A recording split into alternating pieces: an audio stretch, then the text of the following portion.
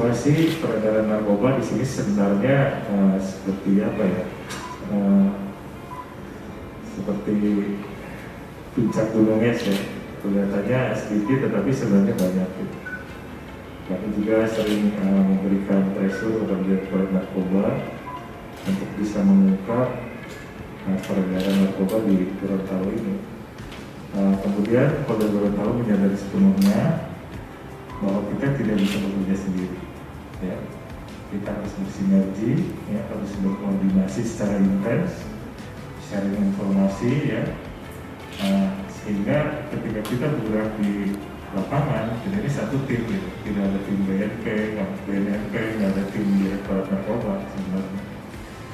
Seperti itu yang dilakukan oleh BNP ketika saya berdinas di Maluku, gitu.